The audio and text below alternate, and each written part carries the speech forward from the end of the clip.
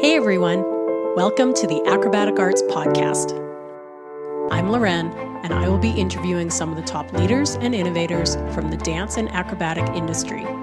If you are a teacher, performer, student, or a lifelong learner like myself, you are sure to find these episodes intriguing and full of inspiration. Acrobatic Arts is passionate about providing current and relevant information for everyone. So please, sit back and enjoy as we share our passion with you and the world. I'm excited to share a presentation that is perfect for preschool dance and acro teachers. Guiding preschoolers through their first recital can be both exciting and challenging. It's a journey filled with joy, discovery, and yes, sometimes a bit of chaos. You can create a routine that not only engages your dancers, but also instills a love for performance that will last a lifetime. Today, we have a great topic, creating a recital routine for your preschoolers.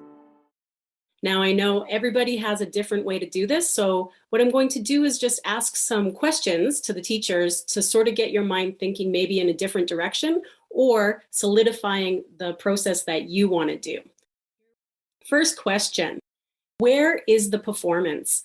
So there's a few options that you have, and it will make a difference in the training time that you have with your preschoolers and maybe the stress level of the parents and the teachers. So you could do an in-studio performance, which means less stress on, getting everyone to the venue on time, making sure they have their costumes, and it's just in studio and they can have people come and watch them, and it's really fun and a nice community atmosphere. Or you can have them perform on stage, and this is also a great option. It's a little more stressful if they're new to performing on stage, but it's good to get them started right away. So you have to think about that when you're creating your recital routine. Next question, if you're teaching an acro class, will you be using the mats? And this is sort of a big question. A few things. If you don't use mats, your students might not be able to show all of their acro skills, but at the same time, you won't have to stop the show to allow the time to set up the mats and take them on and off the stage. Also, you don't have to worry about transporting them to and from the venue. So that's sort of the pro for no mats.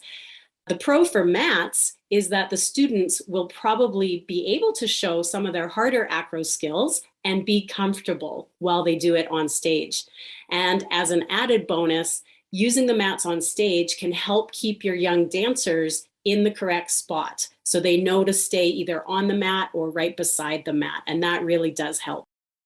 Are you going to use a song with words or maybe an instrumental piece with music only? I'm a big fan of song and dance for the preschoolers. I find that the dancers usually love to learn a new song to sing. The words give the dancers cues for performing, and this generally helps them with the memorization of the routine, which is always nice that they're prepared when they go on stage. If you use instrumental, a great choice as well. You probably will do a lot more creative movement type routine for the instrumental music. The music will still cue the dancers, but it tends to be a little more forgiving when it comes to timing. So both good options, but again, you want to figure that out before you start teaching your dancers the routine. And probably whether you decide to use a song and dance or the instrumental music, remember that repetitive pieces are generally easier for your young dancers to remember. So repetition is the key when teaching these young dancers. Will you be using props? Wonderful to use props. A few of the pros. The props can help with spacing. If you have them set out right at the beginning, the dancers know where to run and stand, so it can help with the spacing of that. They look nice on stage, and it's added fun for the dancers and the audience. Some of the cons for using props, sometimes the dancers get the props mixed up. They're supposed to run to the blue, but they run to the white, or maybe the people that set up the props put them in the wrong order. So there can be some confusion with that as well, so be careful with that. You will need to transport these props to and from the venue, and also it might take some extra time during the show to set up. But again, your choice on whether you use props or not. Will you have an assistant or a helper on the stage with your dancers? And I know this can be a hot topic. I am a firm believer, I'll give you sort of my general rule of thumb, but I do believe that these dancers can learn to perform on their own. So my rule of thumb is if they're 3 years old, and again, these are general approximate ages. If they're 3 years old, it's perfect for the in-studio performance. Okay, they're new to dance. Their parents are probably new to the dance scene. So it's just less stressful for them and you as a teacher. If they're 4, I think they can handle being on stage, and it would be fine to do with an assistant or even assistants, one on each end, doing the dance so that they can follow. You know, they don't have to remember the routine as well or do a lot of practicing outside the studio if they have an assistant on stage, making sure they do the correct things and get to the right spot. By the time they're 5 years old, I do believe that they can be on stage performing by themselves. This does take a lot of work. You have to bring the parents in, send them videos, you know, even teach the parents the dance so that they can practice at home. But in the long run, especially if you're a competitive studio, those 5-year-olds turn into 6-year-olds. And then if they're in the competitive class, you want them to be used to being on stage and remembering their routines by themselves. So it is a little bit of a struggle, but I think it's worth it in the end. And probably the most important thing is start teaching the dance early in class. This does not mean the actual music and teach the actual routine. It means that you as the teacher are going to know the skills that you are going to put in that routine. And then it's a great idea that you work on those skills separately before teaching your dancers their recital routine. And there's 2 really important reasons why I would suggest this. Number 1, you want to make sure that your dancers will be successful at performing the skills. And so practicing them beforehand, you'll know that when they go in the routine, they will be confident with those skills. Number 2, if you start to teach the actual routine with the actual music too early, those young dancers will become bored. And then it is very difficult to engage them in the rehearsal process. And I do have a few tips for keeping them engaged at this point, but I don't have time today to tell them. So that will have to be another session. But just keep that in mind. Start teaching the skills, maybe even a little section of the dance. And then when you start to teach the actual routine, it will go together a lot quicker and they won't become bored as easy. A few of the skills that you might put into your routine, and this is if you're doing an acro dance recital, we have Cobra. So Cobra is a great static skill. Remember, whenever you're doing a static skill, you will have to get down to the floor and then also leave time to come up. But Cobra is a nice one. They could do it facing the audience with a smile or even turn their head.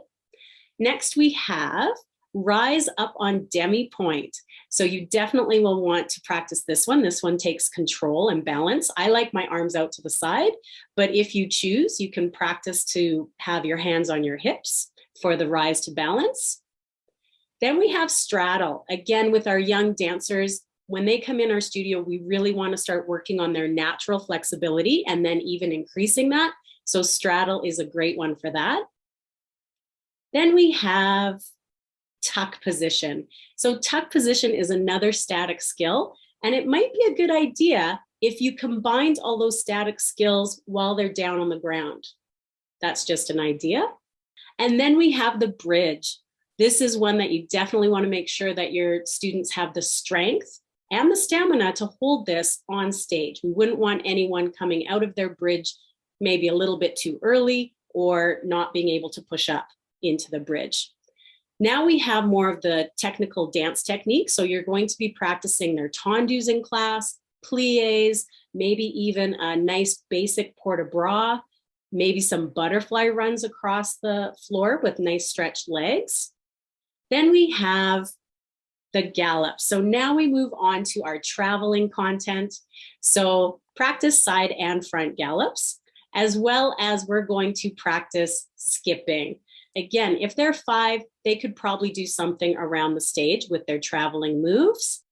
And now we have, last but not least, the big acro finale, a somersault.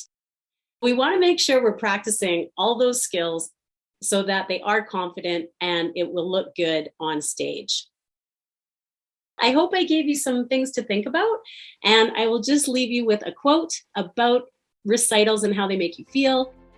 The dance is over, the applause subsided, but the joy and feeling will stay with you forever. And I know that's why we all love performing. So happy recital routining, everyone.